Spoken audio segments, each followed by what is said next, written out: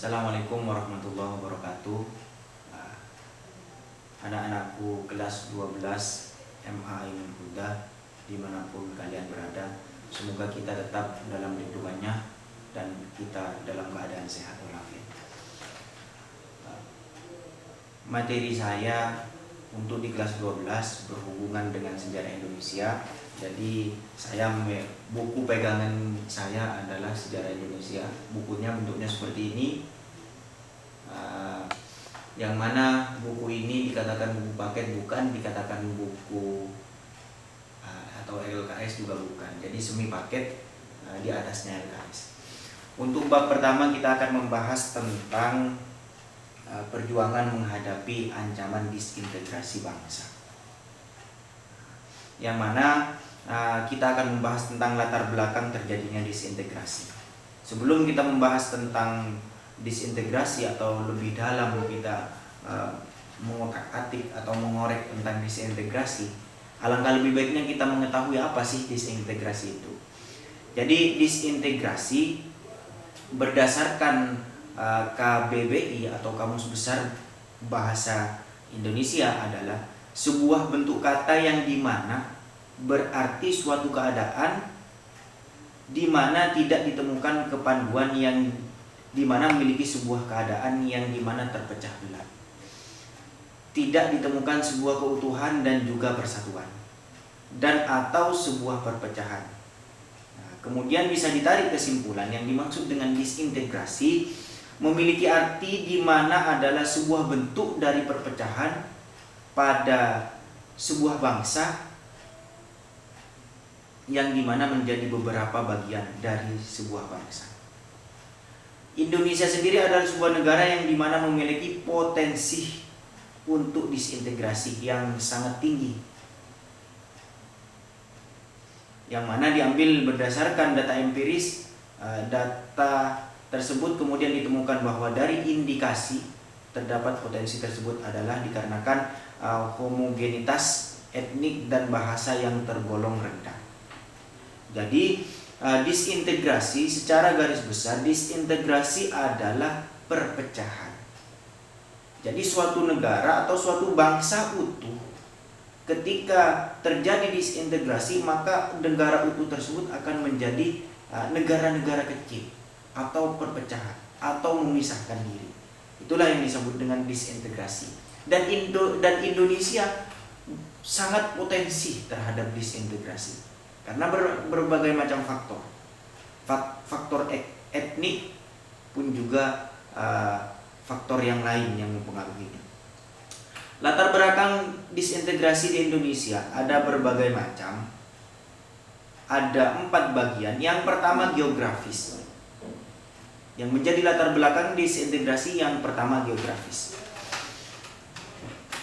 Indonesia sebagai suatu negara yang dimana memiliki banyak pulau adalah sebuah bangsa yang dimana menyebabkan adanya potensi disintegrasi terjadi karena akan mempengaruhi pembangunan setiap pulau yang ada dan juga kekayaan pulau yang dimana berbeda-beda. Jadi yang pertama, disintegrasi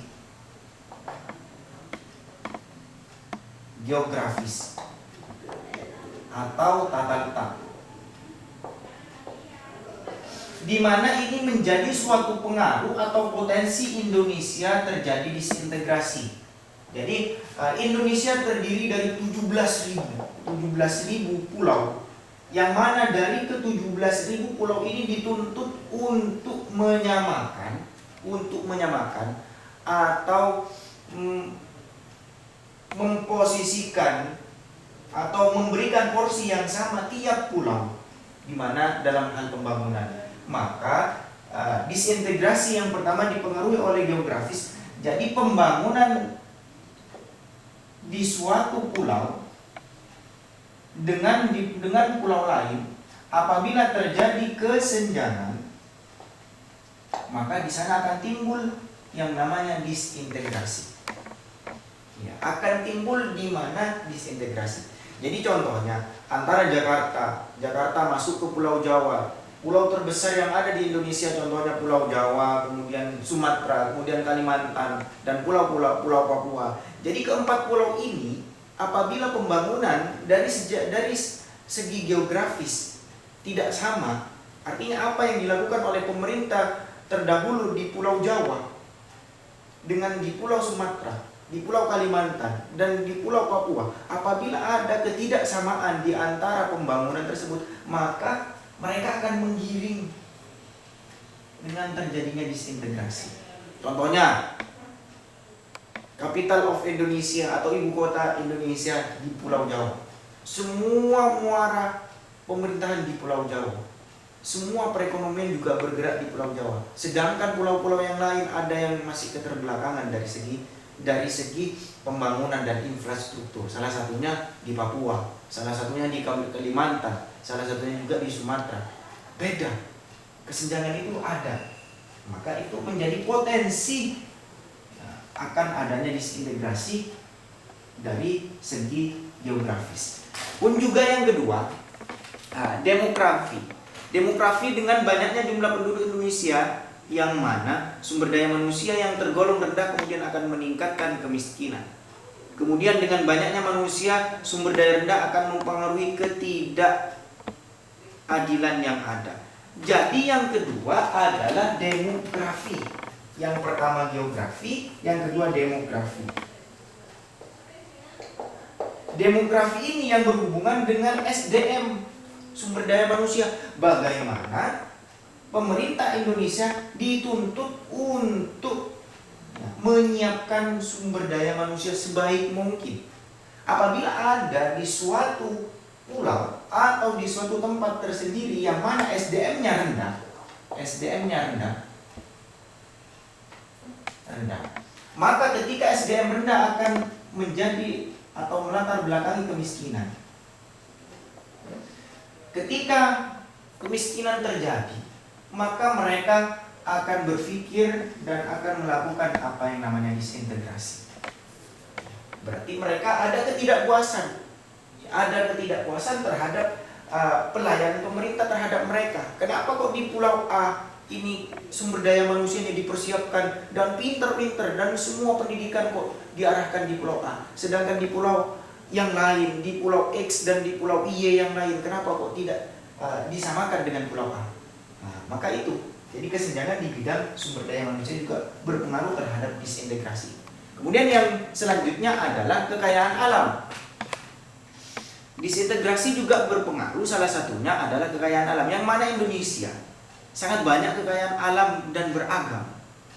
Kemudian kekayaan alam tersebut berada di masing-masing pulau, yang mana di Indonesia kemudian dapat berbeda terhadap kekayaan alam tersebut, kemudian dapat perbedaan pembangunan. Nah, jadi kekayaan alam Indonesia itu sangat kaya, dan kekayaan itu juga yang menjadi sumber kehidupan bangsa, yang mana dituntut untuk menyamakan, artinya mensubsidi silang. Pulau X kaya, kemudian Pulau X dimanfaatkan kekayaannya, ditransfer ke Pulau Y untuk pembangunan. Semuanya harus disamakan. Tapi apabila terjadi sesuatu hal yang tidak diinginkan dalam hal pemanfaatan sumber daya alam, contohnya di Pulau X mengandung suatu kekayaan yang besar, mineral, kemudian dikeruk sedemikian rupa, namun kita tidak pernah memperhatikan terhadap kesejahteraan masyarakat sekitar, dan kekayaan kita ambil, kita posisikan atau kita letakkan di suatu pulau tertentu, dan kita melakukan pembangunan besar-besaran, dan kita melupakan pulau awal yang memberikan kekayaan tersebut, maka di sana juga akan berpotensi untuk melakukan disintegrasi, karena penyamaan dan pemerataan tidak terjadi.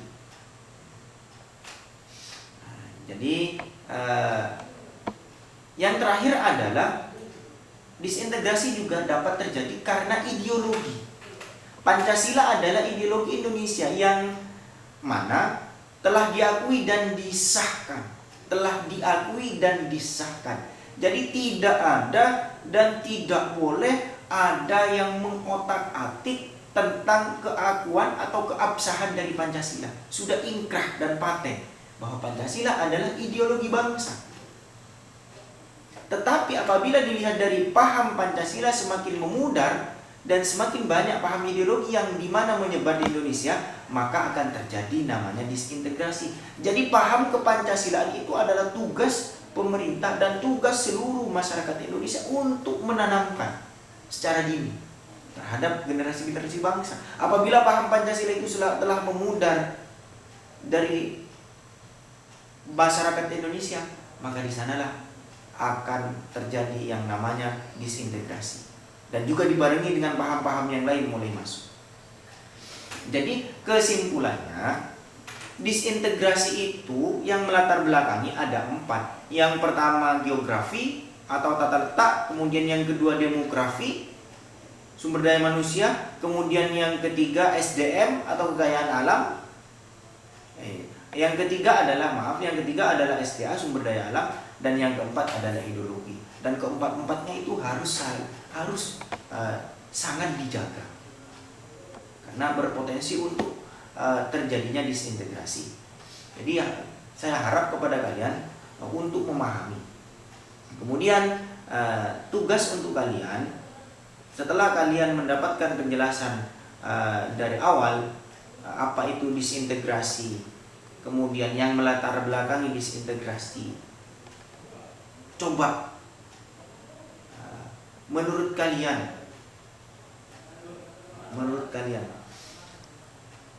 apa yang melatar belakangi disintegrasi di tempat kalian masing-masing. Jadi kalian dituntut untuk menganalisis apa sih yang melatar belakangi tempat saya untuk melakukan disintegrasi dari Indonesia berdasarkan dari 4 faktor tersebut. Ya, jadi kalian silahkan nanti tulis, kemudian di kolom komentar apa alasan kalian, kemudian setelah itu dikirim. Dan itu juga akan dijadikan wahana bagi saya untuk mengabsen kehadiran kalian. Jadi siapa yang telah menjawab di kolom komentar tersebut, maka nanti akan dianggap hadir dalam pertemuan saya. Sudah, saya akhiri. Kurang lebihnya mohon maaf. Assalamualaikum warahmatullahi wabarakatuh.